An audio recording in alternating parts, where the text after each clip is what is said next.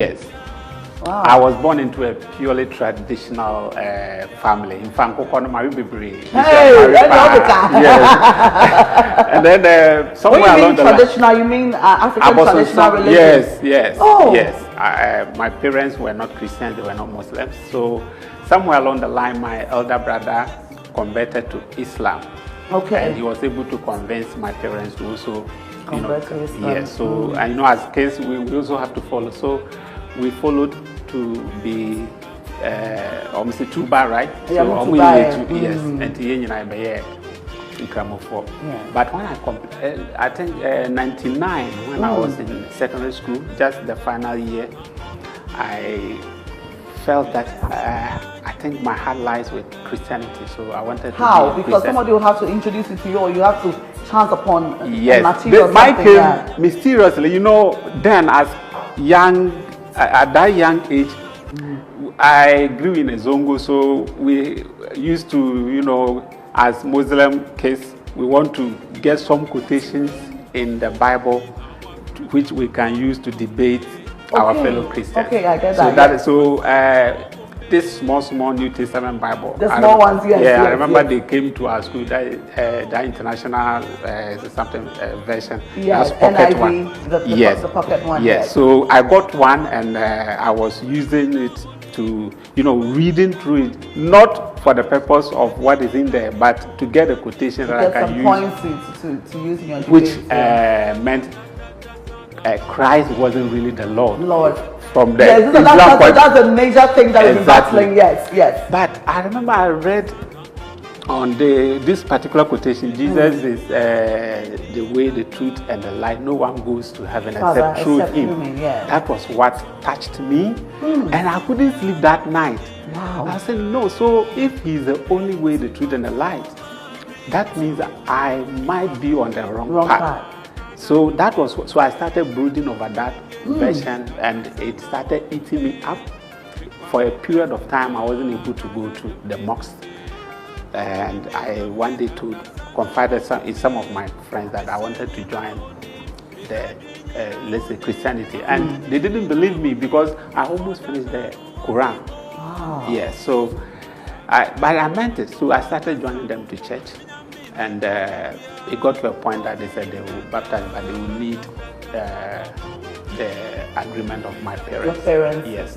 So I went to inform my mom. My mom said, this is a big problem you are bringing here, but give it a try. So I told my dad, and hell broke loose that day. At a point I was disowned. My dad said he could not stay with me he is a Muslim, and I could not be a Christian, and then he would take care of me. So it wasn't. I can't say everything, but at that time, you wanted to talk because you see, once a parent disowns you, and your church is asking for their consent. I'm even worried about the fact that the church wanted the consent of your parents before you get baptized.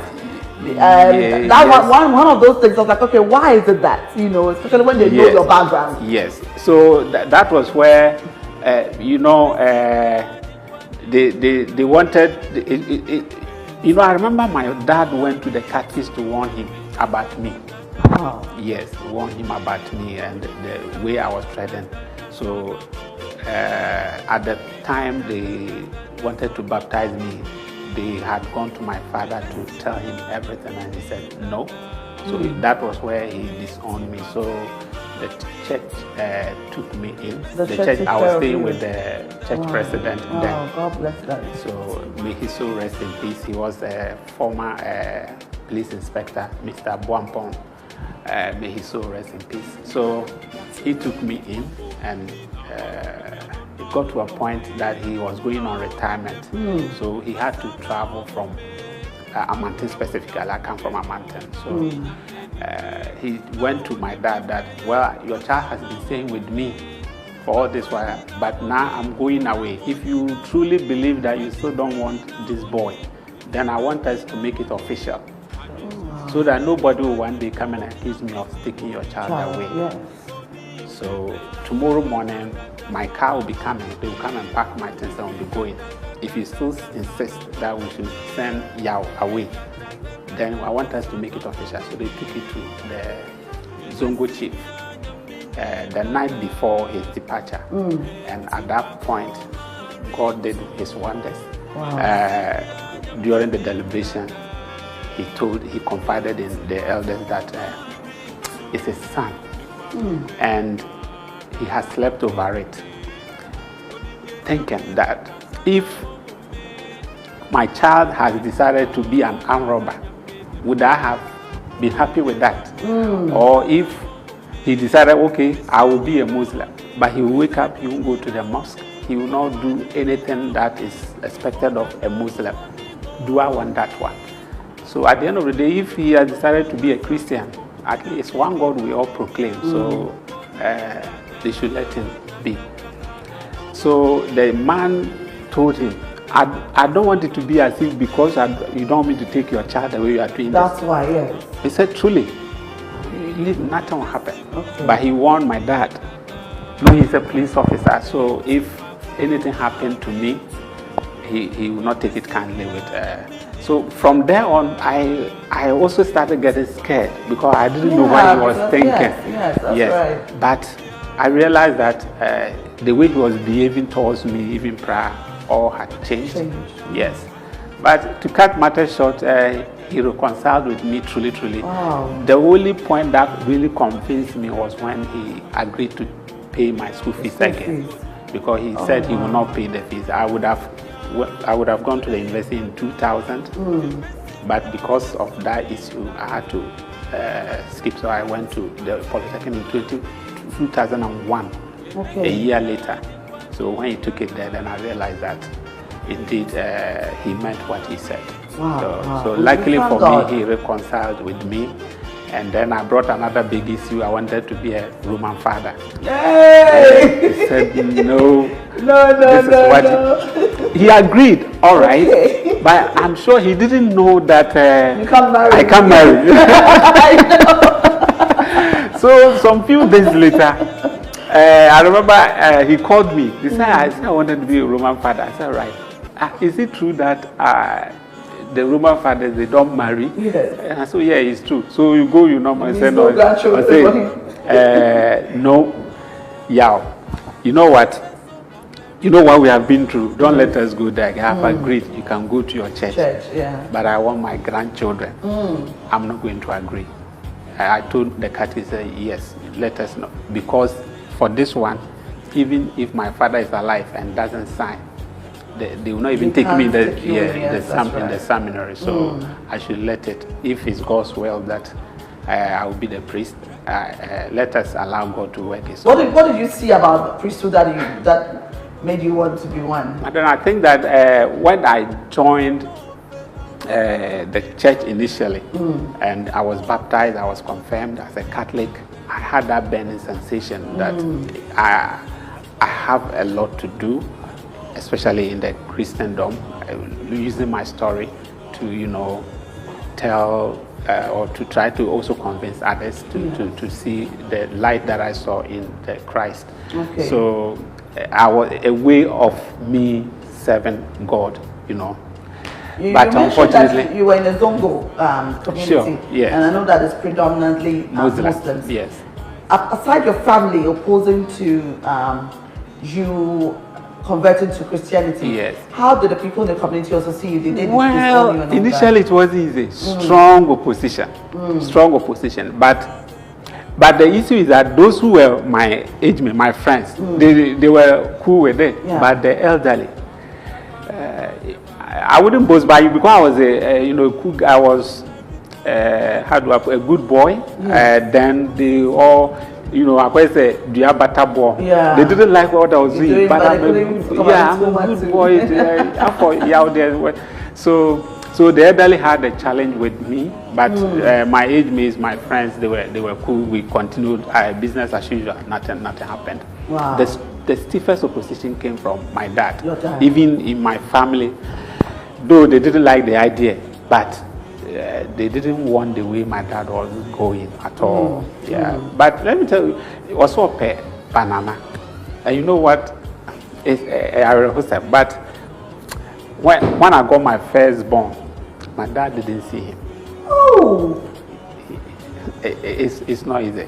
My dad didn't see him because my wife had a CS, and so she was in the recovery during the recovery. So we were saying, okay, when you recover, then we can go and visit my dad. It was during that period my dad passed. Oh, yeah. my So goodness. The grandchild he even wanted. He yearned for. He unfortunately. Why was he so particular about your child? Because you have other siblings, right? Sure. Or you were his favorite. That's why I after the whole thing, even the family, they call me the favorite of my dad. Oh, wow. That after all these things, he I don't know, it became like. Oh, I can imagine how yes, he felt. Yes. Yeah. God works in so many ways. I'm sure you named him after him. Sure. But the truth is that I called him. Here's a gist. I called him that I wanted him to give me a name for his child. Yeah, for that one. So he said no, I should name him after his elder brother.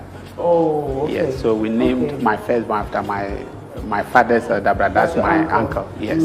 So, but unfortunately, interesting journey. Interesting. So from the Catholic Church, who groomed you up to this stage? Are you still in the Catholic Church? Sure, yeah. I'm a chorister.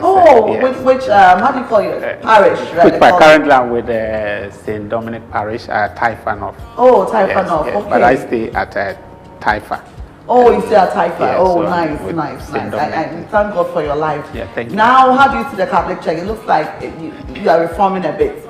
You have the, is it Pax Romana? Pax Romana, yes. That's for the students, at the tertiary level. And then I think you have some charismatic something. Yeah, that's the charismatic renewal, Catholic charismatic. Yeah, Catholic charismatic renewal, okay. The fire aspect of the fire, I like the fire. Yeah, so nice. It's not been easy. So we thank God for your life. Yes. I mean, your life is a testimony. Thank and you. It just tells me that anytime like a material is distributed, sometimes I feel that people are wasting resources, but it's changing lives, Really? Because Yes. Nobody walked up to you to say, give your life to Christ. No. I did not bring that NIV, little Bible that those missionaries distribute. Yes. And that is what converted you. And it's amazing the things that God, use to touch lives. So if you're out there, the little thing you are doing, you're supporting a mission, you are even holding a placard by the street. No, that is not in vain. God is touching somebody through that. Now let's come to music. Sure. So you said you just started doing it just a year ago. Yes. Yes. And how did you convince yourself that you really need to do this thing? So, every year I call my mom. My mom is still alive, thank God. My dad passed 10 years ago. Oh, wow. Yes. So, and every Mother's Day, I'll call my mom and then wish her Mother's Day, and we will have our chit chat. During COVID 2020, I was at home, and as usual, I called my mom and I wish her happy Mother's Day. So whilst we were conversing, I told her, "Hey, Oledi, I wish I could sing some Mother's Day song for you, so that to express my appreciation for what you have done." And then she said, "Oh, why not? But when you were even, I remember when I was holding you in your arms. Anytime you were crying and I started singing, you will keep quiet. So you love music. You love music. So my old lady likes talking. Small you talk. So you can. Normal. Yeah. So he said, okay. So after the conversation, I put the phone down and I was, thinking about it. I said, I'm a chorister. I sing well. Yeah. So if I decide to